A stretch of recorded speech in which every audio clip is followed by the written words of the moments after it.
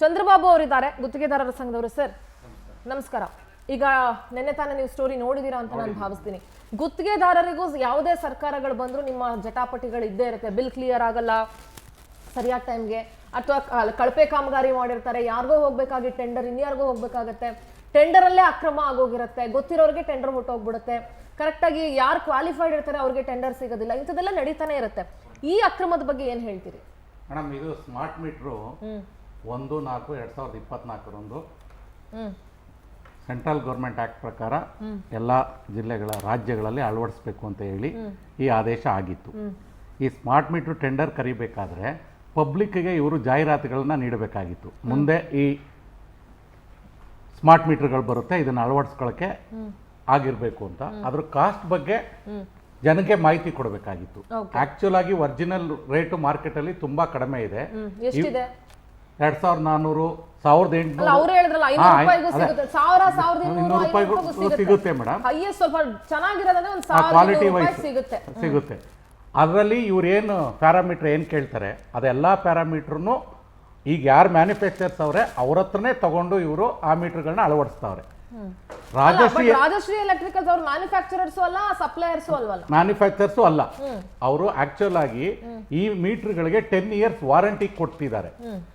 ಇವನ್ manufacturers ಆದ್ರೆ ಆ company ಮೇಲೆ ಈಗ ತಗೊಂಡವರು ಮೀಟರ್ ಏನಾದ್ರು ಫಾಲ್ಟ್ ಆದ್ರೆ ಅದನ್ನ ನಾವು ವಾರಂಟಿ ಕ್ಲೈಮ್ ಮಾಡ್ಬೋದು. ಇವನು 2 years 3 years ಅಲ್ಲಿ ಇನ್ ಕೇಸ್ ಅಪ್ಲೈ ಮಾಡಿ ಅಥವಾ ಇನ್ ಕೇಸ್ ಆ ತರ ಡೆತ್ ಆದ್ರೆ ಇದಕ್ಕೆ ವಾರಂಟಿ ಕೊಡೋರು ಯಾರು? ಅದು ಒಂದು ಸಮಸ್ಯೆ ಮೇಡಮ್. ಜೊತೆಗೆ ಈ ಮೀಟ್ರಿಗೆ ಕಾಸ್ಟ್ನ ಪರ್ಚೇಸ್ ಮಾಡೋರು ಕನ್ಸ್ಯೂಮರು. ಈಗ ನಾವು ಈ ಬೆಸ್ಕಾಮ್ಗೂ ಇದಕ್ಕೂ ಸಂಬಂಧನೇ ಇಲ್ಲ. ಈ ಮೀಟ್ರನ್ನ ನಾನು ನಮ್ಮ ಮನೆಗೆ ಕರೆಂಟ್ ಬೇಕು ಅಂದ್ರೆ ನಾನು ಅಪ್ಲೈ ಮಾಡ್ತೀನಿ, ಮೀಟ್ರ್ ಪರ್ಚೇಸ್ ಮಾಡಬೇಕು ಅಂತ ಹೇಳಿ ಅವ್ರಿಗೆ ಕೊಟ್ಟಿದ್ದಾರೆ. ಆ ಮೀಟ್ರನ್ನ ನಾವು ಔಟ್ಲೆಟ್ ಅಲ್ಲಿ ಇವ್ರು ಕೊಟ್ಟಿದ್ದಾರೆ. ಆ ಔಟ್ಲೆಟ್ಗಳನ್ನ ಇವ್ರೊಬ್ರಿಗೆ ಕೊಡಬೇಕು ಅನ್ನೋದು ಕಾನೂನು ಎಲ್ಲಿದೆ? ಅಟ್ ದ ಸೇಮ್ ಟೈಮ್ ಆ ಔಟ್ಲೆಟ್ ಬಾಡಿಗೆ ಇವರೇ ಕಟ್ತಾ ಇದಾರಲ್ಲ, ಅವ್ನ್ ಕಟ್ಟಬೇಕಲ್ಲ. ಬೆಸ್ಕಾಂ ಸಬ್ ಡಿವಿಷನ್ ಮತ್ತೆ ವೈಂಡಮ್ಗಳಲ್ಲಿ ಬೆಸ್ಕಾಂ ಜಾಗದಲ್ಲೇನೆ ಅವನಿಗೆ ಟೆಂಡರ್ ಕೊಟ್ಟು ಅವ್ನ್ ಲಾಭ ಮಾಡ್ಕೊತಾವನೆ. ಝೀರೋ ಇನ್ವೆಸ್ಟ್ಮೆಂಟ್ ಅವಂದು. ಝೀರೋ ಇನ್ವೆಸ್ಟ್ಮೆಂಟ್, ಬಾಡಿಗೆನೂ ಕೊಡದೆ, ಜೊತೆಗೆ ಅಲ್ಲಿರೋ ಹುಡುಗರು ಸಂಬಳನೂ ಇವರೇ ಕೊಡ್ತಾರೆ. ಸಂಬಳನೂ ಇವರೇ ಕೊಡ್ತಾವ್ರೆ. ಜೊತೆಗೆ ಬಿಲ್ ಇನ್ವಾಯ್ಸ್ ಕೊಡ್ತಾ ಇಲ್ಲ. ಅವ್ನು ಇವಾಗ ಮಾಡಿದಾಗ ಕೇಳಿದ್ರೆ ಪ್ರಿಂಟರ್ ಇಲ್ಲ ಅಂತಾನೆ. 1000 ಕೋಟಿ ಟೆಂಡರ್ ತಗೊಂಡಿರುವಂತ ವ್ಯಕ್ತಿ ಪ್ರಿಂಟರ್ ಇಟ್ಕೊಳ್ಳೋ ಯೋಗ್ಯತೆ ಇಲ್ಲ. ಅದನ್ನ ಕೇಳಿದ್ರೆ ನಾನು ಮೀಟರ್ ಕೊಡಲ್ಲ, ಕ್ಲೋಸ್ ಮಾಡ್ಕೊಂಡು ಹೋಗ್ತೀನಿ ಅಂತಾರೆ. ಈಗ ನಮ್ ಗುತ್ತಿಗೆದಾರ ಸಮಸ್ಯೆ ಏನಾಗೈತೆ, ಒಂದು ವಾರದಲ್ಲಿ ಈಗ ನೀವು ಒಂದು ಕನ್ಸ್ಯೂಮರ್ ಮನೆ ಗೃಹಪ್ರವೇಶ ಇರುತ್ತೆ, ಅವತ್ತಿಗೆ ನಾವು ಕರೆಂಟ್ ಕೊಡ್ತೀವಿ ಅಂತ ಕಮಿಟ್ಮೆಂಟ್ ಆಗಿರ್ತೀವಿ. ಆ ಡೇಟ್ಗೆ ನಾವು ಮೀಟರ್ ಸಿಕ್ಕಿಲ್ಲ ಅಂದ್ರೆ, ಕರೆಂಟ್ ಕೊಟ್ಟಿಲ್ಲ ಅಂದ್ರೆ ವಿದ್ಯುತ್ ಗುತ್ತಿಗೆದಾರರು ಕರೆಂಟ್ ಇನ್ ಟೈಮ್ ಕೊಟ್ಟಿಲ್ಲ ಅನ್ನೋದು ನಮ್ಮ ಮೇಲೆ ಅಪವಾದನೆ ಬರುತ್ತೆ. ನಮ್ಮ ಸಂಘ 1922ರಲ್ಲಿ ರಿಜಿಸ್ಟ್ರೇಷನ್ ಆಗಿ 103 ವರ್ಷದ ಇತಿಹಾಸ ಇದೆ. ಬ್ರಿಟಿಷರ ಕಾಲದಲ್ಲೇ ನಮ್ಮ ದೇಶಕ್ಕೆ ಸ್ವತಂತ್ರ ಬರೋದಕ್ಕೆ ಮೊದಲೇ ನಮ್ಮ ಸಂಘ ರಿಜಿಸ್ಟರ್ ಆಗಿದೆ ಮೇಡಮ್. ನಾವು ಹಲವಾರು ಬಾರಿ ಮಾನ್ಯ ಇಂಧನ ಸಚಿವರಿಗೆ ಮೀಟ್ ಮಾಡಿದ್ದೀವಿ, ಮನವಿ ಪತ್ರ ಕೊಟ್ಟಿದ್ದೀವಿ, MD ಅವ್ರನ್ನ ಮೀಟ್ ಮಾಡಿದ್ದೀವಿ, DT ಅವ್ರನ್ನ ಮೀಟ್ ಮಾಡಿದ್ದೀವಿ. ನಮಗೆ ಕಾಲಾವಕಾಶ ಕೊಡಿ, ನಾವು ಸ್ಮಾರ್ಟ್ ಮೀಟರ್ಗೆ ಕಾಲ ಬದಲಾವಣೆ ಆಗ್ತಾ ಇದೆ, ಡಿಜಿಟಲ್ ಇಂಡಿಯಾ ಆಗ್ತಾ ಇದೆ, ಅದ್ರ ಬಗ್ಗೆ ನಾವು ಸಕಾರ ಮಾಡಲ್ಲ, ಕಾಸ್ಟು ಮತ್ತೆ ಕಾಲಾವಕಾಶ ಕೊಡಿ ಅಂದ್ರು ನಮ್ಗೆ ಕಾಲಾವಕಾಶ ಕೊಟ್ಟಿಲ್ಲ. Right sir. ಜಯರಾಮ್ ಅವರೇ ಏನು ಹೇಳ್ತೀರಿ? ನೀವು ಸ್ಟೋರಿ ನೋಡಿದಿರಿ ಅಂತ ನಾನು ಭಾವಿಸ್ತೀನಿ, ಯಾವ ವಿಚಾರದ ಬಗ್ಗೆ ಚರ್ಚೆ ಮಾಡ್ತಿದ್ದೀವಿ ಅಂತ ನಿಮಗೆ ಗೊತ್ತಿದೆ, ಏನು ಹೇಳ್ತೀರಿ? ಖಂಡಿತ ಮೇಡಮ್. ಮೊದಲಿಗೆ ನಾನು ಪವರ್ ಟಿವಿಗೆ ಧನ್ಯವಾದ ಹೇಳೋಕ್ಕೆ ಇಷ್ಟಪಡ್ತೀನಿ. ಯಾಕೆ ಅಂತಂದರೆ ಈ ಒಂದು ಸಾರ್ವಜನಿಕರ ಪರವಾಗಿ ನೀವೊಂದು ಈ ಅಕ್ರಮನ ಬಯಲ್ಗೆಳಿತಾ ಇದ್ದೀರಲ್ಲ, ಅದರಿಂದ ನಿಮಗೆ ಧನ್ಯವಾದ ಹೇಳಲೇಬೇಕು ಈ ಸಂದರ್ಭದಲ್ಲಿ. ಸೊ ನಾನು ಎರಡನೇದಾಗಿ ಈ ವಿಚಾರವಾಗಿ ಹೇಳೋದಾದರೆ ನೇರವಾಗಿ ಒಂದು 2 ವಾಕ್ಯದಲ್ಲಿ ಹೇಳಿದ್ರೆ ಇದು ಅಗಲು ದರೋಡೆ ಅಂತ ಹೇಳ್ಬೋದು. ಯಾಕಂತಂದರೆ ಇದು ಮ್ಯಾನುಫ್ಯಾಕ್ಚರ್ ಅಲ್ಲ, ನೇರವಾಗಿ ಅದು ಕಂಪ್ನಿ ಅದನ್ನು ಪರ್ಚೇಸ್ ಮಾಡ್ತಾ ಇಲ್ಲ. ಯಾರೋ ಮಧ್ಯದಲ್ಲಿ ಒಬ್ಬ ಗುತ್ತಿಗೆದಾರನಿಗೆ ಕಾಂಟ್ರಾಕ್ಟ್ ಕೊಟ್ಬಿಟ್ಟು, ಅದು ಅವೈಜ್ಞಾನಿಕವಾದಂಥ ಒಂದು ಆ ವಿಧಾನದಲ್ಲಿ ಅವ್ರಿಗೆ ಕಾಂಟ್ರಾಕ್ಟ್ ಕೊಟ್ಬಿಟ್ಟು ಈ ರೀತಿ ಜನಗಳ ಜೋಬ್ಗೆ ಕತ್ತರಿ ಆಗ್ತಾ ಇದ್ರೆ ಇದನ್ನ ನೋಡ್ತಾ ಕೂತಿದೆಯಲ್ಲ ಸರ್ಕಾರಗಳು ಮತ್ತು ಇಲಾಖೆ ಅಧಿಕಾರಿಗಳು. ಅದೇ ಎಂತ ಇದು ನೀತಿ ಅಂತ ಇದು. ಈಗ ಒಂದು ಕಡೆ ಹೇಳುತ್ತೆ ಸರ್ಕಾರ ಜನಗಳಿಗೆ ನಾವು ಒಂದೇ ದಿನದಲ್ಲಿ ಈ ಮೂಲಭೂತ ಸೌಕರ್ಯ ವಿದ್ಯುತ್ನ ನಾವು ನೇರವಾಗಿ ಅವ್ರ ಜನಗಳಿಗೆ ತಲುಪಿಸ್ತೀವಿ ಅಂತ ಹೇಳ್ತಾರೆ. ಇನ್ನೊಂದು ಕಡೆ ನೋಡಿದ್ರೆ ಈ ರೀತಿಯಾದಂಥ ಟೆಕ್ನಿಕಲ್ ಇಶ್ಯೂ ಇಟ್ಕೊಂಡು ಜೋಬಿಗೆ ಕತ್ತರಿ ಹಾಕ್ತಾರೆ. ಈಗ ಪ್ರೆಸೆಂಟ್ ಇರೋವಂಥ ಒಂದು ಮೀಟ್ರನ ಬೆಲೆ 800 ಚಿಲ್ಲರೆ ರೂಪಾಯಿ ಆಯಿತಾ. ಈಗ ಪ್ರೆಸೆಂಟ್ ಅದು ಡಿಜಿಟಲ್ 840 ರೂಪಾಯಿ ಡಿಜಿಟಲ್ ಮೀಟ್ರು. ಅದರಲ್ಲೂ MD ರೀಡ್ ಆಗುತ್ತೆ ಮತ್ತು ಕನೆಕ್ಟೆಡ್ ಲೋಡು ರೀಡ್ ಆಗುತ್ತೆ, ಪ್ರತಿಯೊಂದು ಡಿಜಿಟಲ್. ಈಗ ಇವರು ಚೇಂಜ್ ಮಾಡ್ತಾ ಇರೋದು ಏನಂದರೆ RF ರೇಡಿಯೋ ಫ್ರೀಕ್ವೆನ್ಸಿ ಅಥವಾ ಇನ್ನೊಂದು. ಅದನ್ನು ಅಳವಡಿಸೋದಕ್ಕೆ ಇವರು ಮೂಲ ದರ ಇರೋದು 2400 ರೂಪಾಯಿ. ಇವರು ಅದರಲ್ಲಿ ಅಲ್ಲ ಈಗ ನಾನ್ ಕೇಳಿದ್ರೆ 2,400 ರೂಪಾಯಿ ಇನ್ಕ್ಲೂಡಿಂಗ್ GST ಅಂತಾನು ಅವರೇ ಬರೀತಾರೆ. ಹೌದು 4,998 ರೂಪೀಸ್ ನೀವು ಜನರಿಂದ ಕಲೆಕ್ಟ್ ಮಾಡ್ಕೋಬಹುದು ಅಂತಾನು ಪರ್ಮಿಷನ್ ಕೊಡ್ತಾರೆ. ಆನ್ ವಾಟ್ ಬೇಸಿಸ್ ಅನ್ನೋದು ಅದಕ್ಕೆ ಹೇಳಿದ್ ಮೇಡಮ್, ಒಂದೇ ವಾಕ್ಯದಲ್ಲಿ ಹೇಳ್ಬೇಕಾದ್ರೆ ಇದು ಅಗಲದ ರೋಡ್ ಅಂತ ಅದಕ್ಕೆ ಹೇಳ್ತಾರೆ. ಅದಕ್ಕೊಂದು ಏನಾದ್ರೂ ಒಂದು ಲಾಜಿಕ್ ಬೇಕಲ್ಲ. ಇಂಥದಕ್ಕೆ ಕಲೆಕ್ಟ್ ಈಗ ಉದಾಹರಣೆಗೆ ಮೇಡಮ್ ಒರಿಸ್ಸಾ ತಗೊಳ್ಳಿ, 125 ರೂಪಾಯಿ ಎಕ್ಸ್ಟ್ರಾ ಆಗ್ತಾ ಇದಾರೆ ಬಿಲ್ ಅಲ್ಲಿ. 70 ರೂಪಾಯಿ ಪ್ಲಸ್ GST ಸೇರಿ ಹಿಂದೆ 125 ನಿರ್ವಹಣೆ ವೆಚ್ಚ ಹಿಂದೆ 20 ರೂಪಾಯಿ ಇತ್ತು ಮೇಡಮ್, ಈಗ 125 ರೂಪಾಯಿ ಮಾಡ್ತಾ ಇದ್ದಾರೆ. ಎಂತ ನೀತಿ ಇದು? 125 ರೂಪಾಯಲ್ಲಿ ಒಂದು ಇಡೀ ದಿನದ ಮನೆನೇ ಮೇಂಟೆನೆನ್ಸ್ ಆಗೋಗ್ಬಿಡುತ್ತೆ. ಈ ಮಧ್ಯಮ ವರ್ಗದವರು ಈ ಬಡತನದಲ್ಲಿ ಯಾವ ರೀತಿ ಇದನ್ನ ಬರ್ಸ್ಕೊಂಡು ಬದುಕಬೇಕಾ ಈ ರಾಜ್ಯದಲ್ಲಿ ಅಂತ ಅರ್ಥ ಆಗ್ತದೆ.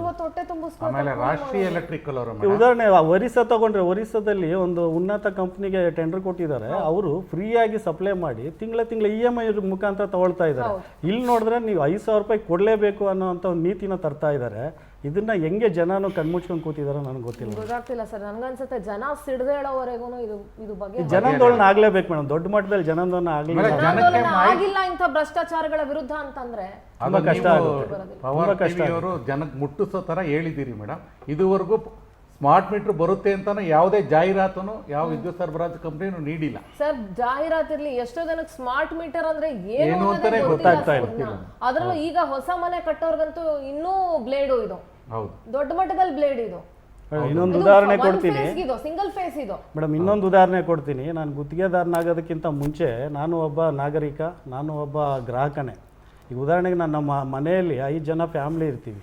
ನಾವೊಂದು ಸೈಟಲ್ಲಿ 5 ಮನೆ ಕಟ್ಕೊತೀವಿ. ಈಗಿರೋ ದರದಲ್ಲಿ ನನಗೆ 10,000 ರೂಪಾಯಿ ಒಳಗಡೆ ನನಗೆ ಮೀಟ್ರ್ ಬರುತ್ತೆ. ಅದೇ ಈಗ ಇವ್ರು ಮಾಡಿರೋ ಸ್ಮಾರ್ಟ್ ಮೀಟ್ರನ್ನ ತೊಗೊಳ್ಬೇಕಾದ್ರೆ ನನಗೆ 50,000 ರೂಪಾಯಿ ಬೇಕು. ಎಲ್ಲಿಂದ ತರೋಣ? 10 ಮೀಟ್ರ್ ಪರ್ಚೇಸ್ ಮಾಡಿದ್ರೆ 50,000 ರೂಪಾಯಿ ಕೊಡಬೇಕು ಅವ್ರಿಗೆ. ಇಲ್ಲಾಂತಂದರೆ ನನಗೆ 10,000 ರೂಪಾಯಿಗೆ ಸಿಗುತ್ತೆ. ಇದಕ್ಕೆ ವ್ಯತ್ಯಾಸ ಇರೋದು ಬರೀ RF ಮತ್ತು ಇದು GPS. ಈ ಕನೆಕ್ಟಿವಿಟಿಗೆ ಇಷ್ಟು ದೊಡ್ಡ ಮಟ್ಟದ ದರ ಏನಕ್ಕೆ ನಿಗದಿ ಮಾಡ್ತಾ ಇದ್ದಾರೆ? ಇದು ಸರ್ಕಾರಕ್ಕೆ ಗೊತ್ತಾಗ್ತಾ ಇಲ್ವಾ? ಇಲ್ಲ IASಗಳೆಲ್ಲ ಇದರಲ್ಲಿ ಸರ್ಕಾರದ ಇಲಾಖೆಗಳಲ್ಲಿ ಇದಾರಲ್ಲ, ಅವ್ರಿಗೂ ಗೊತ್ತಿಲ್ವಾ? ಅವ್ರೇನು ಕಣ್ಮುಚ್ಕೊಂಡು ಮಾಡಿರೋದಲ್ಲ ಸರ್. ಅದೇ ಈ ಅಕ್ರಮನ ತನಿಖೆ ಆಗಲೇಬೇಕು ಮೇಡಮ್. ಇದನ್ನ ಬೃಹತ್ ಪ್ರತಿಭಟನೆ ಮಾಡಿ ಮೊನ್ನೆ 18ನೇ ತಾರೀಕು ನಾವು ಕರ್ನಾಟಕ ರಾಜ್ಯ ಅನುಮತಿ ಪಡೆದ ವಿದ್ಯುತ್ ಗುತ್ತಿಗೆದಾರರ ಸಂಘದ ವತಿಯಿಂದ ಒಂದು 2-3 ಸಾವಿರ ಜನನ ಸೇರಿಸಿ ಪ್ರತಿಭಟನೆಯನ್ನು ಮಾಡಿದ್ವಿ ಫ್ರೀಡಮ್ ಪಾರ್ಕಲ್ಲಿ. ಯದುಕುಮಾರ್ ಗೌಡ್ರೆ, ಸಾಕಷ್ಟು ಭ್ರಷ್ಟಾಚಾರದ ಆರೋಪ ಸರ್ಕಾರದ ಮೇಲೆ ಇತ್ತು. ಪ್ರತಿ ಸರ್ಕಾರಗಳು ಬಂದಾಗ್ಲೂ ಭ್ರಷ್ಟಾಚಾರ ಇಸ್ ಕಾಮನ್ ಅನ್ನೋ ತರ ಆಗ್ಬಿಟ್ಟಿದೆ. ಅದನ್ನ ನೀವು ಒತ್ತರಾಗಿ ನೀವು ವಹಿಸ್ಕೊಳ್ದೇರಿ ಸಮರ್ಥಿಸ್ಕೊಳ್ದೇರಿ. It is true, it is a fact. ಎಲ್ಲ ಸರ್ಕಾರಗಳು ಕೂಡ ಭ್ರಷ್ಟಾಚಾರ ಕಂಡ್ಕಂಡೇ ಬಂದಿರ್ತವೆ ಅನ್ನೋದು ಜನ ಕೂಡ ಅರ್ಥ ಮಾಡ್ಕೊಂಡಿದ್ದಾರೆ. ಆದ್ರೆ ಈ ರೀತಿ ಹಗಲು ದರೋಡೆ ಮಾಡೋದಿದೆಯಲ್ಲ, ಎಲ್ರಿ ನಿಜವಾಗ್ಲೂ ನೀವು ನೋಡಿ ಒಂದ್ಸಲ, ಒಂದು ತುತ್ತು ಅನ್ನಕ್ಕೂ ಇವತ್ತಿಗೂ ಪರದಾಡ್ತಾ ಇರುವಂತ ಜನ ಇದಾರ್ರಿ. ಬೆನ್ನ ಮೇಲೆ ಮೂಟೆ ಹೊತ್ಕೊಂಡೋಗಿ ಕೂಲಿ ಮಾಡ್ಕೊಂಬಂದು ಜೀವನ ಮಾಡ್ತಾ ಇರೋರು ಇದ್ದಾರೆ. 10 ರೂಪಾಯಿ 20 ರೂಪಾಯಿ ಅನ್ನ ಸಾರು ರೋಡ್ ಸೈಡ್ ಅಲ್ಲಿ ತಿಂದು ಬದುಕ್ತಾ ಇರೋರು ಬಹಳಷ್ಟು ಜನ ಇದ್ದಾರೆ. ಅಂತಹ ಸಾರ್ವಜನಿಕರ ಹತ್ರ ಮಧ್ಯಮ ವರ್ಗದವರು ಇಡೀ ಟ್ರಾಫಿಕ್ ಅಲ್ಲಿ ಬೆಳಗ್ಗಿಂದ ರಾತ್ರಿವರೆಗೂ ಅಲ್ದಾಡಿ ಸುತ್ತಾಡಿ ಮನೆ ಬಾಡಿಗೆ ಕಟ್ಟಿದ್ರೆ ಈ ಕಡೆ ಇರಲ್ಲ, ಅಲ್ಲಿ ಕಟ್ಟಿದ್ರೆ ಇದಕ್ಕಿರಲ್ಲ ಅನ್ನೋ ಪರಿಸ್ಥಿತಿಯಲ್ಲಿ ಇರ್ಬೇಕಾದ್ರೆ ಕಿತ್ತು ತಿಂತಾ ಇದಾರಲ್ಲ, ಈ ತರ ನಿಜಕ್ಕೂ ಇವರು ಮನುಷ್ಯರ ಅಂತ ಅನ್ಸ್ಬಿಡುತ್ತೆ ಮೇಡಮ್. ಏಕೆಂದರೆ ಇದು ತುಂಬ ದುರಂತದ ಸಂಗತಿ ಮೇಡಮ್. ಸದನದಲ್ಲಿ ಆಗ್ಬೋದು ನೀವು ಹೇಳಿದಂಥದ್ದು. ನೋಡಿ ಮೇಡಮ್, ಯಾವುದು ಜನಪರವಾಗಿರುತ್ತೋ ಪಕ್ಷಾತೀತವಾಗಿ ನಾವು ಪಕ್ಷ ತಗೊಂಡ ಇಶ್ಯೂಸ್ನ ನಾವು ಡೆಫಿನೆಟಾಗಿ ರೈಸ್ ಮಾಡಿದ್ದು ಆಯಿತು, ಇದು ಮಾಡಿದ್ದು. ಆದರೆ ಪ್ರತಿಯೊಂದಕ್ಕೂ ಉಡಾಫೆ ಉತ್ತರಗಳು ಸಿಗುವಂಥದ್ದು. ಮತ್ತು ಅದಕ್ಕೆ ಏನು ಇವರು ಮಂತ್ರಿಗಳು ಮಾಡುವಂಥ ಸರ್ಕಾರ ಮಾಡುವಂಥದ್ದನ್ನು ಕೊನೆಗೆ ನೀವು ಅವ್ರನ್ನ ನೀವು ಕೇಳಬೇಕಾದಾಗ ಅಧಿಕಾರಿಗಳ ಮೇಲೆ ಹಾಕ್ತಾರೆ. ಟ್ರಾನ್ಸ್ಪರೆನ್ಸಿ ಆಕ್ಟ್ ಅಂತ ಹೇಳ್ತಾರೆ ಮೇಡಮ್. ಅಲ್ಲಿ ಅಧಿಕಾರಿಗಳ ಮೇಲೆ ಹಾಕ್ತಾರಲ್ಲ, ಕತ್ತೆ ಕಾಯಕ್ಕಿರೋದಂಗ ಟ್ರಾನ್ಸ್ಪರೆನ್ಸಿ ಆಕ್ಟ್ ಅಂತ ಹಾಕ್ತಾರಲ್ಲ, ಯಾವ್ದ್ರಲ್ಲಿ ಟ್ರಾನ್ಸ್ಪರೆನ್ಸಿ ಇವ್ರು ಮೇಂಟೈನ್ ಮಾಡಿದಾರೆ ಅಂತ ತಮ್ಮ ಮಾಧ್ಯಮದ ಮುಖಾಂತರ ಕೇಳ್ತೀನಿ ಮೇಡಮ್. ಯಾವ ಟ್ರಾನ್ಸ್ಪರೆನ್ಸಿ ಮೇಂಟೈನ್ ಮಾಡಿದ್ದಾರೆ ಮೇಡಮ್? ಅಲ್ಲಿ ನೀವು ಏನಾದ್ರೂ ಕೇಳಿ, ಯಾವಾಗ ಸಚಿವರ ಮೇಲೆ ಕೈ ತೋರ್ಸಕ್ ಹೋಗುತ್ತೋ ಅಧಿಕಾರಿಗಳ ಮೇಲೆ ಹೇಳುತ್ತೆ. ಅದು ಹಿಂದ್ಗಡೆ ಪೊಲೀಸ್ ಅಧಿಕಾರಿಗಳದ್ದಾಗಿರ್ಬೋದು, ವಾಲ್ಮೀಕಿ ಹಗರಣದಲ್ಲಿ ಆಗಿರ್ಬೋದು, ಅಧಿಕಾರಿಗಳು ಸಾವಾಗಬೇಕು, ಇವ್ರು ಉಳ್ಕೋಬೇಕು. ಅದು ಮೂಡ ಆಗಿರ್ಬೇಕು, ಅಧಿಕಾರಿಗಳು ಸಾವಾಗಬೇಕು, ಅಧಿಕಾರಿಗಳ ತಲೆದಂಡ ಆಗ್ಬೇಕು, ಇವ್ರು ಉಳ್ಕೋಬೇಕು. ಸೂಸೈಡ್ ಮಾಡಬೇಕು. ಸೊ ಇದೊಂಥರ ಸ್ಟ್ಯಾಂಡರ್ಡ್ ಆಪರೇಟಿಂಗ್ ಪ್ರೊಸೀಜರ್ಸ್ ಅಂತ ನಾವೇನ್ ಕರಿತೀವಿ, SOP ಕರಿತೀವಿ. ಇದು standard operation procedures of the ಇದು ಕರಪ್ಷನ್ ಸ್ಟ್ಯಾಂಡರ್ಡ್ ಆಪರೇಷನ್ ಪ್ರೊಸೀಜರ್ಸ್. ನಾವು ಪ್ರತಿ ಸತಿ KJ ಜಾರ್ಜ್ಗೆ ಹೇಳಿದಾಗ, ಅವ್ರು ಕೇಳಿದ ಸಚಿವರು ಕೇಳಿದಾಗ ಪ್ರತಿ ನೀವು ಹೇಳಿ ಅಧಿಕಾರಿಗಳು ಮಾಡಿದ ಇನ್ನೊಂದು ಸತಿಗೆ ಅಂದರೆ 5 ಲಕ್ಷ ಮೀಟರ್ ಆರ್ಡರ್ ಮಾಡಿದಾಗ ಸೇಮ್ ದ ಕಂಪನಿ ಯಾವುದು ಸರ್ಕಾರ ಆರ್ಡರ್ ಮಾಡಿರ್ಬೇಕಾದಾಗ next in additional to the 5 lakhs we are ordering another 10 lakhs ಅಂತ ಹೇಳಿದಾಗ ವೆದರ್ ಇದು ಆರ್ಡರ್ ಕಂಟಿನ್ಯೂ ಆಗುತ್ತಾ ಇಲ್ಲ ಆರ್ಡರ್ ಸ್ಟಾಪ್ ಆಗುತ್ತಾ? It will continue. ನೆಕ್ಸ್ಟ್ ಆದಾಗ they have all the rights to stop the tender. ಅದೇ ಮೇಡಮ್, ಇನ್ನೊಂದು ಸತಿ ಸಚಿವರು ಹೇಳ್ತಾರೆ ಇನ್ನೊಂದ್ಸತಿ ಅಂದಾಗ ಭ್ರಷ್ಟಾಚಾರನ it is started from the zero. ಅವ್ರಿಗೆ ಗೊತ್ತು ಜನರನ್ನ. ಮೇಡಮ್ ಇದು ಡೇಲೈಟ್ ರಾಬರಿ ಇದು. ಮೇಡಮ್ ಈಗ 5,000ಕ್ಕೆ ಅವ್ರಿಗೆ ಟೆಂಡರ್ ಕೊಟ್ಬಿಟ್ಟವ್ರಲ್ಲ, ಈಗ ಬೇರೆ ಯಾರು ಸಪ್ಲೈ ಮಾಡಿದ್ರೆ ಆಪ್ಷನ್ಸ್ ಕನ್ಸ್ಯೂಮರು, ಈಗ ಮೊಬೈಲ್ ಕಂಪ್ನಿ ಹಲವಾರು ಕಂಪ್ನಿ ಇವೆ, ಇಲ್ಲಾರು ತಗೋಬಹುದು ಅಲ್ಲಾರು ತಗೋಬಹುದು. ಬೇರೆಯವ್ರಿಗೆ ಟೆಂಡರ್ ಕೊಟ್ಟು ಈ ಮೀಟರ್ ಕೌಂಟಲ್ಲಾರು ತಗೋಬಹುದು, ಆ ಮೀಟರ್ ಕೌಂಟಲ್ಲಾರು ತಗೋಬಹುದು. ಈಗ ಬೇರೆ ಲೋ ಟೆಂಡರ್ ಕೊಟ್ಟಿರ್ತಾರೆ. ಈಗ ಇನ್ನೊಂದು ಸ್ಮಾರ್ಟ್ ಮೀಟರ್ ಕಂಪ್ನಿ ಈಗ ಜಾಯಿಂಟ್ ವೆಂಚರ್ ಬೇರೆ ಕೊಟ್ಟಿದಾರಲ್ಲ, ಕೊಡಂಗಿಲ್ಲ ಆಕ್ಚುಲಿ ಆ ಟೆಂಡರ್ ಅವ್ರು ಹಾಕಿರೋ ಟೆಂಡರ್ ಪ್ರಕಾರ ಕೊಡಂಗಿಲ್ಲ. ಅಲ್ಲ, ಇನ್ನೊಬ್ರು ಟೆಂಡರ್ ಕೊಟ್ಟು ಕಮ್ಮಿ ರೇಟ್ ಅನ್ನು ಕೊಟ್ಟವ್ರಿಗೆ ಕನ್ಸ್ಯೂಮರ್ ಎಲ್ಲಿ ಬೇಕಾದ್ರೆ ತಗೋಬಹುದು ಆಪ್ಷನ್ಸ್. ಆ ತರ ಪ್ರಾವಿಷನ್ ಮಾಡ್ಬೋದಲ್ಲ. ಅವ್ರಿಗೆ ಯಾಕೆ ಕೊಡ್ಬೇಕು ಇವರು? ಅದು ಉದ್ದೇಶ ಏನು? And at the same time ಇದರ ಕಂಪಲ್ಸರಿ ಇತ್ತು ಅಂತಂದ್ರೆ ಕೆಪಿಟಿಸಿ ಲಿಂದಾನೇ ಡೈರೆಕ್ಟ್ ಆಗಿ ಕೊಡ್ಬೋದಲ್ಲ ಸ್ಮಾರ್ಟ್ ಮೀಟರ್ ಗಳನ್ನ. ಅದನ್ನೇ ಕೇಳ್ತಾ ಇದ್ದೀವಿ. ಮೊದಲೆಲ್ಲ ಹಂಗೆ ಕೊಡ್ತಾ ಇದ್ದು. ಮ್ಯಾನುಫ್ಯಾಕ್ಚರ್ ಕಂಪನಿಯಿಂದ ನೇರವಾಗಿ ಸೆಕ್ಯೂರಿಟಿ ಡಿಪಾಸಿಟ್ ಅಂತ ಕಲೆಕ್ಟ್ ಮಾಡ್ಕೊಂಡು ಕನ್ಸ್ಯೂಮರ್ಗೆ, ಆ ಕನ್ಸ್ಯೂಮರ್ ಇಂದನೇ ದುಡ್ಡು ಕಲೆಕ್ಟ್ ಮಾಡ್ಕೊಂಡು ಕೊಡ್ತಾ ಇದ್ರು. ನನಗೆ ಇನ್ನೊಂದು ಹೇಳಿ, ಈಗ ಇವ್ರಿಗೆ ಟೆಂಡರ್ ಕೊಟ್ಟಿರೋದ್ರಿಂದ ಕಂಪ್ನಿಗೂ ಲಾಭ ಇಲ್ಲ, ಕನ್ಸ್ಯೂಮರ್ಗೆ ಸಿಕ್ಕಾಪಟ್ಟೆ ಹೊರ ಆಗ್ತಾ ಇದೆ. ಈಗ ಇನ್ನೊಂದು ಹೇಳಿ ನನಗೆ, ಇವರ ಮಾಡಿರುವಂತ ಕೆಲಸಕ್ಕೆ ಔಟ್ಲೆಟ್ ಮಾಡಿ, ಔಟ್ಲೆಟ್ಗೆ ಇವರೇ ಬಾಡಿಗೆ ಕಟ್ಟಿ, ಅಲ್ಲಿ ಕೆಲಸ ಮಾಡೋರಿಗೆ ಇವರೇ ಸಂಬಳ ಕೊಡ್ತಾರೆ ಅಂದ್ರೆ ಅವನು ಮತ್ತೆ ರಾಜಶ್ರೀ ಕಂಪನಿಯವನು ಏನಕ್ಕೆ ಅವ್ನು ದುಡ್ಡು ವಸೂಲಿ ಮಾಡ್ತಾ ಇದ್ದಾನಲ್ಲ, ಅದರಿಂದ ಸಚಿವರಿಗೆ ಏನಾದ್ರು ಕಿಕ್ ಬ್ಯಾಕ್ ಹೋಗ್ತಿದ್ಯಾ ಅಥವಾ ಇನ್ನೆಲ್ಲಿಗೆ ಹೋಗ್ತಾ ಇದೆ? ಆ ಅಷ್ಟು ನೂರಾರು ಕೋಟಿ ಹಣ ಎಲ್ಲಿಗೆ ಹೋಗ್ತಾ ಇದೆ? ಅಟ್ಲೀಸ್ಟ್ ಇದಕ್ಕಾದ್ರೂ ಜಾರ್ಜ್ ಅವ್ರು ಆನ್ಸರ್ ಮಾಡ್ಬೇಕು. ಎಲ್ಲಾದ್ರೂ ಇದೆಯೇನ್ರಿ? ಅವ್ನ್ಗೆ ಯಾರೋ ಟೆಂಡರ್ ಕೊಟ್ಟ ಮೇಲೆ ಇಟ್ ಇಸ್ ಹಿಸ್ ಹೆಡ್ಡೇಕ್ ಅಲ್ವಾ? ಟೆಂಡರ್ ತಗೊಂಡವ್ರ ಹೆಡ್ಡೇಕು. ನೀವು ಎಷ್ಟು ಜನ ಕೆಲಸಕ್ಕೆ ಕರ್ಕೊಂಡ್ ಬರ್ತಿರೋ, ಇಟ್ಕೋತಿರೋ, ನೀವು ಔಟ್ಲೆಟ್ ಮಾಡ್ತಿರೋ, ಏನ್ ಮಾಡ್ತಿರೋ, ದಟ್ ಇಸ್ ಯುವರ್ ಹೆಡ್ಡೇಕ್. ಅದು ಬಿಟ್ಟು ಟೆಂಡರ್ ಕೊಟ್ಬಿಟ್ಟು ಇವರೇ ಬಾಡಿಗೆ ಕಟ್ಟಿ, ಟೆಂಡರ್ ಕೊಟ್ಬಿಟ್ಟು ಇವರೇ ಬಾಡಿಗೆ ಕಟ್ಬಿಟ್ಟು ಪುನಃ ಅವ್ರಿಗೆ ಇವರೇ ಟ್ರೈನ್ಡ್, ಇವ್ರಿಗೆ ಪರಿಣಿತರಿಗೆ ಎಲ್ರಿಗೂ ಇವರೇ ಸ್ಯಾಲ್ರಿ ಕೊಡೋದು ಅಂತ. ಅದು ಏನು 55,000 45,000 ಯಾರ ಮನೆ ಹಾಳು ಮಾಡ್ಲಿಕ್ಕೆ ಹೇಳಿ? ಈಗ ಅದರಲ್ಲಿ ಇನ್ನೊಂದು ಸ್ಕೀಮ್ ನೋಡ್ತಾ ಇದ್ರಲ್ಲ, ಅನುಷ್ಠಾನ ಸಮಿತಿ ಅಂತ, ಗ್ಯಾರಂಟಿ ಅನುಷ್ಠಾನ ಸಮಿತಿಗಳು ಇದೊಂಥರ ಇನ್ನೊಂದು ಗ್ಯಾರಂಟಿ ಅನುಷ್ಠಾನ ಸಮಿತಿ ತರ ಇರ್ತದಲ್ಲಿ ಏನ್ ಅನುಷ್ಠಾನ ಮೇಡಮ್. ಆಮೇಲೆ ಇದೆಲ್ಲ ಪ್ರೋಸೆಸ್ ನಲ್ಲಿ ಇನ್ವಾಯ್ಸ್ ರೈಸ್ ಮಾಡಲ್ಲ, ಬಿಲ್ ರೈಸ್ ಮಾಡಲ್ಲ ಮೇಡಮ್. ಅವರು ಇನ್ವಾಯ್ಸ್ ರೈಸ್ ಮಾಡಲ್ಲ, ಬಿಲ್ ರೈಸ್ ಮಾಡಲ್ಲ. ನಾವೇನು ಡಿಜಿಟಲ್ ಕ್ಯಾಪಿಟಲ್, ಸಾಫ್ಟ್ವೇರ್ ಕ್ಯಾಪಿಟಲ್ ಅಂತ ನಾವೆಲ್ಲ ಕರ್ಕೊಂತ ಇದ್ದೀವಿ, ಆ ರಾಜ್ಯದಲ್ಲೇನೆ ಬಿಲ್ ರೈಸ್ ಮಾಡಕ್ಕೆ ಆಗ್ತಾ ಇಲ್ಲ, ಇದು ಮಾಡಕ್ ಆಗ್ತಾ ಇಲ್ಲ ಅಂತ ಹೇಳ್ತಾ ಇರೋದು ಮೇಡಮ್. ಇದು it's a day robbery madam. ನಾವು ಕೇಳೋದು ಗುತ್ತಿಗೆದಾರ ಸರ್ಕಾರ, ವಿರೋಧ ಪಕ್ಷವಾಗಿ ನಾವು ಗುತ್ತಿಗೆದಾರರ ಸಂಘ ತಾವೇನು ಹೇಳ್ತಾ ಇದ್ರಿ, ಇದೊಂದು ಲಾಜಿಕಲ್ ಎಂಡ್ ಬರೋವರೆಗೂ ಇದೊಂದು ಹೋರಾಟನ ಮುಂದುವರಿಸಬೇಕಾಗುತ್ತೆ. ಇದೊಂದು ಲಾಜಿಕಲ್ ಎಂಡ್ ಬರಲೇಬೇಕಾಗುತ್ತೆ ಮೇಡಮ್. ಅದಕ್ಕೆ ತಮ್ಮ ಮಾಧ್ಯಮದ ಒಂದು ಸಹಾಯ ದೊಡ್ಡ ಮಟ್ಟದಲ್ಲಿ ಆಗ್ಬೇಕಾಗುತ್ತೆ. ಯಾಕಂದ್ರೆ ಹಲವಾರು ಸಮಸ್ಯೆಗಳನ್ನು ತಾವು ಹಿಂದೆ ತಗೊಂಡಿದ್ದೀವಿ ಅಂತಂದ್ರೆ ಒಂದು ಲಾಜಿಕಲ್ ಎಂಡ್ ತಗೊಂತೀವಿ. ಇದು ಸರ್ಕಾರ ಬಡವರ ಪರವಾಗಿ ಯಾರೋ ಒಂದು ದೊಡ್ಡ ಒಂದು ಮನೆ ಕಟ್ಟುವಂತ ಕನಸುಗಳು ಕಟ್ಕೊಂಡಿರ್ತಂಥವ್ರನ್ನ ಅವ್ರು ನುಚ್ಚುನೂರು ಮಾಡುವಂಥದ್ದು. ಈಗಾಗಲೇ ಜೀವನನೇ ನುಚ್ಚುನೂರು ಮಾಡಬೇಕಾದಾಗ ಇದನ್ನು ನುಚ್ಚುನೂರು ಮಾಡಬೇಕಾದಾಗ, ಯದುಕುಮಾರ್ ಗೌಡ್ರ ನಿಮ್ಮೆಲ್ರಿಗೂ ಗೊತ್ತಿರಬಹುದು, ನಾನು ನಮ್ಮ ಸಂಸ್ಥೆ ಅಂತ ಹೇಳ್ಕೊಳ್ಳೋದಲ್ಲ, ಜನ ಹೇಳುವಂಥದ್ದು. ದಾಖಲೆ ಇಲ್ಲದೆ ನಾವು ಯಾವ ಸ್ಟೋರಿಯನ್ನು ಇಲ್ಲಿವರೆಗೂ ಕೂಡ ಮಾಡಿಲ್ಲ. ಅಂಡ್ ನಾವು ಮಾಡಿರುವಂತಹ ಸುದ್ದಿ ಮೇಲೆ ನಮಗೆ 100% ಕನ್ಫರ್ಮೇಶನ್ ಇದೆ. ನಾನು ಆಗ್ಲೇ ನಾವು ಹೇಳ್ಬೇಕಾದಾಗ ಹೇಳಿದೆ, ಜನಸಾಮಾನ್ಯರು ನಿನ್ನೆ ಏನು ತಾವು ಬಿತ್ತರ ಮಾಡಿದ್ರಿ ಅದನ್ನ ಮಾತಾಡ್ತಾ ಇರೋದು ಮೇಡಮ್. ಅದು ಕಣ್ ತೆರೆದಿರೋಂಥದ್ದು. ಯಾಕಂದ್ರೆ ತಾವು ಹೇಳಿದಾಗ ಸ್ಮಾರ್ಟ್ ಮೀಟರ್ ಏನು ಏನ್ ಮಾಡ್ತಾ ಇದೆ ಅನ್ನೋದನ್ನ ತುಂಬಾ ವಿವರವಾಗಿ ಹೇಳಿದ್ ಮಾಡಿರುವಂತದ್ದು. ಇದನ್ನ ಲಾಜಿಕಲ್ ಗಂಟೆಗೆ ತಗೊಂಡೋಗ್ಬೇಕು. ವಿರೋಧ ಪಕ್ಷವಾಗಿ ನಾವು ಕೂಡ ಇದ್ರ ಬಗ್ಗೆ ಹೋರಾಡ್ತಾ ಇದ್ದೀವಿ ಮೇಡಮ್. ನಮ್ಮ ಜೊತೆಗೆ ಹಿರಿಯ ಪತ್ರಕರ್ತರು ಬಸವರಾಜ್ ಇಟ್ನಾಳ್ ಸರ್ ಇದ್ದಾರೆ. ಸರ್ ನಮಸ್ಕಾರ, ಕಾರ್ಯಕ್ರಮಕ್ಕೆ ಸ್ವಾಗತ. ಸ್ವಲ್ಪ ತಡವಾಗಿ ಬಂದ್ರಿ, ಬಟ್ ಇರ್ಲಿ, ನಿಮ್ಮ ಪ್ರೆಸೆನ್ಸ್ ಮ್ಯಾಟರ್ಸ್ ಲಾಟ್ ಈ ಒಂದು ವಿಚಾರದಲ್ಲಿ. ಸರ್, ನೆನ್ನೆ ನೀವು ಗಮನಿಸಿರ್ತೀರಿ ಅಂತ ಅಂದ್ಕೊಳ್ತೀನಿ, ಸ್ಮಾರ್ಟ್ ಮೀಟರ್ ವಿಚಾರವಾಗಿ, ಖರೀದಿ ವಿಚಾರವಾಗಿ, ಟೆಂಡರ್ ಕೊಡೋ ವಿಚಾರದಲ್ಲಿ ಎಂಥ ಭ್ರಷ್ಟಾಚಾರ ಮಾಡಿದ್ದಾರೆ. ಆ ಸ್ಮಾರ್ಟ್ ಮೀಟರ್ ವಿಚಾರದಲ್ಲಿ ಅಷ್ಟೇ ಸ್ಮಾರ್ಟ್ ಆಗಿ ಲೂಟಿ ಮಾಡ್ತಾ ಇದ್ದಾರೆ ಸರ್. ಇವ್ರ ಸ್ಮಾರ್ಟ್ನೆಸ್ ಅನ್ಬೇಕು ಅಥವಾ ಎಂಥ ಕ್ರಿಮಿನಲ್ಗಳು ಅಂತ ಹೇಳಬೇಕು, ಏನ್ ಹೇಳಬೇಕು ನನಗೆ ಅರ್ಥ ಆಗ್ತಾ ಇಲ್ಲ. ಸೊ ಏನ್ ಹೇಳ್ತೀರಿ ಸರ್? ಈ ಸಿದ್ದರಾಮಯ್ಯ ಸರ್ಕಾರ ಅಧಿಕಾರಕ್ಕೆ ಬಂದಾಗಿನಿಂದನೂ ನಾವು ನೋಡ್ತಾ ಇದ್ದೇವೆ.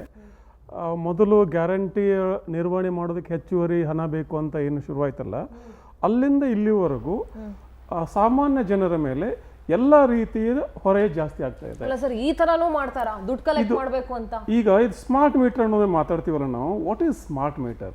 What is smart about it? ಈಗಿನ ಮೀಟರ್ಗಳು ಗಡ್ಡ ಇದಾವೆ, what is smart about it? Digital ಮೀಟರ್ಗಳನ್ನ ಹಾಕ್ತಾರೆ. ಈಗ ಅನೇಕ ಕಡೆಗೆ ಡಿಜಿಟಲ್ ಮೀಟರ್ ಆಲ್ರೆಡಿ ಇದೆ. ಆ ನಿರ್ವಹಣೆ ಒಂದು ಮೀಟರ್ಗೆ 125 ರೂಪಾಯಿ ಆಗುತ್ತೆ ಅಂದ್ರೆ ಈ ತರದ ಮೀಟರ್ ನಮ್ಗೆ ಬೇಕಾ? ಇಷ್ಟು ದುಬಾರಿಯ ಒಬ್ಬ ಸಾಮಾನ್ಯ ಮನುಷ್ಯ ಎಲ್ಲರೂ ಕೂಡ ಅನುಕೂಲಿಸ್ತಿರೋದಿಲ್ಲ.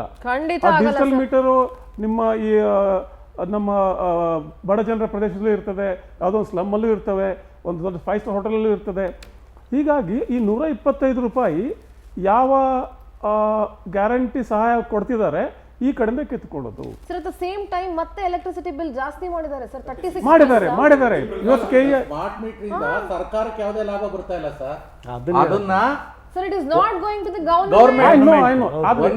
ಈಗ ನೋಡಿ ಈ ಅಮೌಂಟ್ ಹೋಗ್ತಾ ಇರೋದು ರಾಷ್ಟ್ರೀಯ ಎಲೆಕ್ಟ್ರಿಕಲ್. ಬಟ್ ಅದು ನನ್ನ ಪ್ರಶ್ನೆ ಇದೆ ಸರ್, ಇಟ್ ಇಸ್ ಇಂಡೈರೆಕ್ಟ್ಲಿ ಅಳಿಯ ಅಲ್ಲ ಮಗಳ ಗಂಡ, indirectly going why only to Rajashree, government ಅಷ್ಟೇ. somebody is taking the why only to Rajashree. George ಅವ್ರು ಹೇಳಿದ್ರು ಏನೋ ಒಂದು ಸಬೂಬು ಕೊಟ್ರಲ್ಲ, ಈಗ ಸರ್ಕಾರಕ್ಕೆ ಆದಾಯ ಬರ್ತದೆ ಅಂದ್ರೆ ಹೋಗ್ಲಿ, ಇನ್ನೊಂದರ ಏನಾದ್ರು ಬಿಡಪ್ಪ, ಸಾರ್ವಜನಿಕವಾಗಿ ಆಗುತ್ತೆ ಅನ್ಬೋದು. ಆ ದುಡ್ಡು ಸಿಂಗಲ್ ಎಂಪಿನೂ ಸರ್ಕಾರಕ್ಕೆ ಹೋಗಲ್ಲ. ಜನರ ಬಡವರ ಮೇಲೆ ಹೊರೆ ಹಾಕಿ ಆದಾಯ ಮಾಡುವಂತ ಮಾರ್ವಾಡಿ ಸರ್ಕಾರ ಅಲ್ಲ. ಸರ್ಕಾರ ಅನ್ನೋದು ಮಾರ್ವಾಡಿ ಸಂಸ್ಥೆ ಅಲ್ಲ. ಸರ್ಕಾರ ಅನ್ನೋದು ಇವರೇ ಹೇಳ್ಕೊಂಡಾಗಿ ವೆಲ್ಫೇರ್ ಸ್ಟೇಟ್, ಕಲ್ಯಾಣಕಾರಿ ಕೆಲಸಗಳನ್ನ ಮಾಡುವಂಥದ್ದು. ನನಗೆ ಆದಾಯ ಬರ್ತದೆ ಅಂತ ನೀವು ನಾಳೆ ವಿಧಾನಸೌಧ ಮಾರ್ಬಿಟ್ರೆ ಹೆಂಗೆ? ಸೊ ಆದಾಯ ಮುಖ್ಯ ಅಲ್ಲ ನಮಗೆ. What is important is how useful it is to the people. ಅದು ರಾಜಶ್ರೀಗೆ ಹಣ ಕೊಟ್ರ, ರಾಜಶ್ರೀಗೆ ಹಣ ಯಾರು ಕೊಡ್ತಿದ್ದಾರೆ? ಕನ್ಸ್ಯೂಮರ್ಸ್ ಕೊಡ್ತಿದ್ದಾರೆ. ನೀವು ಕನ್ಸ್ಯೂಮರ್ಗೆ ರಾಜಶ್ರೀಗೆ ಹಣ ಕೊಡಬೇಕಂತ ನನಗೆ ಆಪ್ಷನ್ ಇಲ್ವಲ್ಲ. ಕೊನೆಗೆ at least you should give an option. ನಾನು ಡಿಜಿಟಲ್ ಮೀಟರ್ ಬೇಕಾ, ನಾನು ಹಳೆ ಮೀಟರ್ ಇಟ್ಕೋಬೋದಾ? ನೀವು ಒಂದು ಮಟ್ಟದಲ್ಲಿ ಇದನ್ನ ಕಡ್ಡಾಯ ಮಾಡ್ತೀರಿ, ಇನ್ನೊಂದು ಮಟ್ಟದಲ್ಲಿ ಇದನ್ನ ಬಡವನಾಗ್ಲಿ ಶ್ರೀಮಂತನಾಗ್ಲಿ ಕೊಡಲೇಬೇಕು. ಕೊಡದೇ ಇದ್ರೆ ಕಾನೂನು ಹೇಗಿದೆ ಅಂದ್ರೆ ಮೀಟರ್ ಡಿಸ್ಕನೆಕ್ಟ್ ಆಗುತ್ತೆ ಒಂದು. ಹಾಗೇನೆ ಈ ಪವರ್ ಟ್ಯಾರಿಫ್ ಈಗ 35-36% ಜಾಸ್ತಿ ಆಯ್ತಲ್ಲ. 3 ಇಯರ್ಸ್ಗೆ 36 ಪೈಸೆ ಇವಾಗ, ನೆಕ್ಸ್ಟ್ ಇಯರ್ಗೆ 34, ಪುನಃ ಅದ್ರ ನೆಕ್ಸ್ಟ್ ಇಯರ್ಗೆ 36 ಪೈಸೆ. ಈ KERC ಏನಿದೆಯಲ್ಲ, ನಮ್ಮ ಕರ್ನಾಟಕ ಎಲೆಕ್ಟ್ರಿಕಲ್ ರೆಗ್ಯುಲೇಷನ್ ಕಮಿಷನ್ ಇದೆಯಲ್ಲ, ಅದು ಈ ತರದ ನಿರ್ಧಾರಗಳನ್ನ ತಗೊಳ್ಳೋಕ್ಕಿಂತ ಮುಂಚೆ ಸಿಂಧೂರ they have to have public consultation. ಅದು ಕಾನೂನಿದೆ, ಅದು ಕಾನೂನು ಪ್ರಕಾರ ಸಾರ್ವಜನಿಕ. ಆದ್ರೆ ವಿಚಿತ್ರ ಅಂದ್ರೆ, ಅಥವಾ ಅದು ವಿಚಿತ್ರನೋ ಸೋಜಿಗನೋ ಗೊತ್ತಿಲ್ಲ, ಈ ಪಬ್ಲಿಕ್ ಕನ್ಸಲ್ಟೇಷನ್ ಆಗುತ್ತೆ KERC ಅಲ್ಲಿ. ಯಾರೋ ಒಬ್ರು ನಾಮಕಾವಾಸ್ತೆ ಪಬ್ಲಿಕ್ ಅಂತ ಬಂದಿರ್ತಾರೆ, ಆ ಪಬ್ಲಿಕ್ ಇವ್ರ ಪರವಾಗಿನೇ ಇರ್ತಾರೆ. ಬಟ್ ನಿಜವಾದ ಪಬ್ಲಿಕ್ ಕನ್ಸಲ್ಟೇಷನ್ ಅಂದ್ರೆ ಅದು ಸಾರ್ವಜನಿಕವಾಗಿ ಮಾಡಬೇಕು. ಅನೇಕ ಮಾಧ್ಯಮಗಳಲ್ಲಿ KERC ಹೇಳಬೇಕು, ಇದನ್ನ ಮಾಡ್ತಾ ಇದ್ದೇವೆ, ನಿಮ್ಗೆ ಇದಕ್ಕೆ ತಕರಾರು ಇದ್ದರೆ ತಕರಾರು ಸಲ್ಲಿಸಿ ಅಂತ. ಈಗ ಹಾಗೆ ಗೆಜೆಟ್ ನೋಟಿಫಿಕೇಶನ್ ಆದಾಗ ಆಗುತ್ತಲ್ಲ, ಹಾಗಾಗೋದಿಲ್ಲ. ಇದು ಒಂದು ಕ್ಲೋಸ್ ಡೋರ್, ಒಂದು 4 ಗೋಡೆಗಳ ಮಧ್ಯೆ ಪಬ್ಲಿಕ್ ಕನ್ಸಲ್ಟೇಷನ್ ಅಂದ್ರೆ 4 ಜನ ಬರ್ತಾರೆ, 7 ಕೋಟಿ ಜನರ ಪರವಾಗಿ 4 ಜನ ಇರ್ತಾರೆ ಅಲ್ಲಿ ಅಷ್ಟೇ. ಅವ್ರು ಏನೋ ಹೇಳ್ತಾರೆ, ಇವ್ರು ಕೇಳ್ತಾರೆ, ಮುಗಿದೋಯ್ತು ಕೆಲಸ. But eventually what is the justification? ಇಲ್ಲಿ ಏನಾಗುತ್ತೆ ಅಂದ್ರೆ, ಪ್ರತಿಯೊಂದು ಎಸ್ಕಾಮ್, ಅದು ನಮ್ಮ ಕರ್ನಾಟಕ ಎಲ್ಲ ಎಸ್ಕಾಮ್ ಒಂದು ಪ್ರಪೋಸಲ್ ಕೊಡ್ತವೆ, ನಮಗೆ ಆದಾಯ ಕಡಿಮೆ ಆಗ್ತಾ ಇದೆ. ಅವ್ರ ಜಸ್ಟಿಫಿಕೇಶನ್ ಕೇಳಿ ಇಲ್ಲಿ ಅವ್ರು ಹೇಳೋದು, ಎಸ್ಕಾಮ್ಗಳು ಹೇಳೋದು, ನಾವು ಸೇವೆ ಕೊಡೋದ್ರಲ್ಲಿ ನಮಗೆ ಸ್ವಲ್ಪ ವ್ಯತ್ಯಯ ಆಗ್ತದೆ ಅಂತ ಹೇಳೋದಿಲ್ಲ. ಅವರು ನಮ್ಗೆ ಆದಾಯ ಕಡಿಮೆ ಆಗ್ತಿದೆ, ನಾವು ನಷ್ಟದಲ್ಲಿದ್ದೇವೆ. ಈಗ ನಷ್ಟದಲ್ಲಿರುವಂತಹ ಇವರು ಅವ್ನು ಯಾರಿಗೋ ಹೊಟ್ಟೆ ತುಂಬಿಸ್ತಾ ಇದಾರಲ್ಲ, ಇವ್ರು ಏನ್ ಹೇಳ್ಬೇಕು ಹೇಳಿ? ಇವರು ಎಸ್ಕಾಂಗಳಿಗೆ ನಷ್ಟ ಆಗಿರೋದೇ ಸರ್ಕಾರಿ ಸಂಸ್ಥೆಗಳಿಂದ. ಎಸ್ಕಾಂಗಳಿಗೆ ನಮ್ಮ BBMP, BWSSB, ಅನೇಕ ಸರ್ಕಾರಿ ಇಲಾಖೆಗಳು ಸಾವಿರಾರು ಕೋಟಿ ಬಿಲ್ ಬಾಕಿ ಇಟ್ಟಿದ್ದಾವೆ. ಹಿಂಬಾಕಿ ಸುಮಾರು 8,000 ಕೋಟಿ ಬಾಕಿ ಇದೆ ಸರ್. ಅದರಲ್ಲಿ ಆ ಬಾಕಿ ವಸೂಲಿ ಮಾಡೋಕ್ಕಾಗೋದಿಲ್ಲ, ಸಾಮಾನ್ಯ ಜನರ ಮೇಲೆ ಹೊರೆ ಹಾಕ್ತೀರಿ. ನಿಮ್ಮ ಇಲಾಖೆಯಿಂದ ಬಾಕಿ ವಸೂಲಿ ಮಾಡಿ. 8,000 ಕೋಟಿಗಿಂತ ಜಾಸ್ತಿ ಇದೆ. ಹೌದು, ಅವ್ರು ಯಾರ್ದೋ ಔಟ್ಲೆಟ್ ಗಳು ಮಾಡಿ ಬಾಡಿಗೆ ಕಟ್ಟೋ ಬದಲು ಆ ದುಡ್ಡನ್ನ ಉಳಿಸಬಹುದಲ್ಲ ಸರ್ ಸರ್ಕಾರ?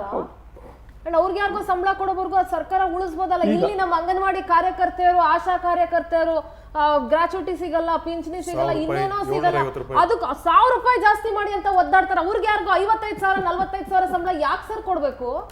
ಈಗ ರಾಜಶ್ರೀ ಕೊಟ್ರ ಯಾವ ಅಲ್ಲಿನ ಪ್ರಕ್ರಿಯೆ ಏನು? ರಾಜೇಶ್ ಒಬ್ಬರೇ ಬಂದಿದ್ರ ಪ್ರಪೋಸಲ್ ತಗೊಂಡು 125 ರೂಪಾಯಿ ಅಂತ? ಬಂದೇ ಇಲ್ಲ sir. I am really sorry to say this. Bidding ಇದ್ರಲ್ಲಿ ಅವ್ರು ಪಾರ್ಟಿಸಿಪೇಟ್ ಮಾಡಿಲ್ಲ ಸರ್. ಪ್ರೀ ಬಿಡ್ಡಿಂಗ್ ಬಂದೇ ಇಲ್ಲ ಸರ್ ಆ ಕಂಪನಿ. ಸರ್ ಅವ್ರೇನ್ ಹೇಳ್ತಾರೆ, ಪ್ರೀ ಕ್ವಾಲಿಫಿಕೇಶನ್ಸ್ ಏನೇನಿದೆ ಆ pre qualifications this company suits for those needs ಅಂತ. Pre qualification, what is the pre qualification? ಇಡೀ ಇಂಡಿಯಾದಲ್ಲಿ ಅದೊಂದೇ ಕಂಪನಿ ಇದೆ. ನೀವು ಬರೋದಕ್ಕಿಂತ ಮುಂಚೆ ಅದನ್ನ ಹೇಳಿದ್ರು. ಕ್ವಾಲಿಫಿಕೇಶನ್ ಇವ್ರು ಯಾರಿಗೆ ಬೇಕೋ ಮೊದಲೇ ಡಿಸೈಡ್ ಮಾಡ್ಕೊಂಡ್ಬಿಟ್ಟಿದ್ದಾರೆ. All that tender beginning is nothing new. ಹೊಸದೇನಲ್ಲ ಅದು. Take one short break sir. Thank you. ಒಟ್ಟಾರೆಯಾಗಿ KJ ಜಾರ್ಜ್ ಅವರೇ, ಪವರ್ ಟಿವಿ ಸವಾಲ್ ಹಾಕ್ತಾ ಇದೆ, ಅಷ್ಟೇ ಗೌರವದಿಂದ ನಿಮ್ಗೆ ಪಂಥಾಹ್ವಾನ ನೀಡ್ತಾ ಇದೆ. ದಯವಿಟ್ಟು ಬನ್ನಿ. ನಿಮ್ಮಲ್ಲಿ ಏನಾದ್ರೂ ನಾವು ಪ್ರಸಾರ ಮಾಡಿದಂತ ಸುದ್ದಿ ಸುಳ್ಳು, ನಾವು ಕರೆಕ್ಟ್ ಆಗಿದೀವಿ, ನಾವು ಸಾಚಗಳು, ನಾವು ಯಾವುದೇ ಅಕ್ರಮ ಮಾಡಿಲ್ಲ, ಇದು ಸುಳ್ಳು ವರದಿ ಅಂತ ಏನಾದ್ರೂ ನಿಮ್ಗೆ ಅನ್ಸಿದ್ರೆ, ಅಥವಾ ಇದ್ರಲ್ಲಿ ಅಕ್ರಮ ನಡೆದಿಲ್ಲ ಅಂತ ಏನಾದ್ರೂ ನೀವು ಪ್ರೂವ್ ಮಾಡ್ಬೇಕಾಗಿದ್ರೆ, power TV always welcomes you sir. ನೀವು ಯಾವ ಟೈಮಲ್ಲಾದ್ರೂ ಬರ್ಬೋದು, 24/7 ಬೇಕಾದ್ರೆ ನಾವು ಲೈವ್ ಮಾಡ್ಬೋದು. ಇದು ಪವರ್ ಟಿವಿಯ ಗೌರವಯುತ ಹಾಗೆ ಸವಾಲ್ ಹಾಕ್ತಾ ಇದೀವಿ, ನಿಮಗೆ ಗೌರವವಾಗಿ ಸವಾಲ್ ಹಾಕ್ತಾ ಇದೀವಿ. ಖಂಡಿತವಾಗ್ಲೂ ಪವರ್ ಟಿವಿಗೆ ಬನ್ನಿ. ನಿಮ್ಮಲ್ಲಿ ಅಕ್ರಮ ನಡೆದಿಲ್ಲ ಅಂತಂದ್ರೆ ಪ್ಲೀಸ್ ಪ್ರೂವ್ ಮಾಡಿ. You are answerable. ಕರ್ನಾಟಕದ ಜನ ಕೇಳುವಂತ, ಪ್ರಶ್ನೆ ಮಾಡುವಂತ ಅಧಿಕಾರ ಇದೆ. ನಾವು ಪ್ರಶ್ನೆ ಮಾಡ್ತಾ ಇದೀವಿ.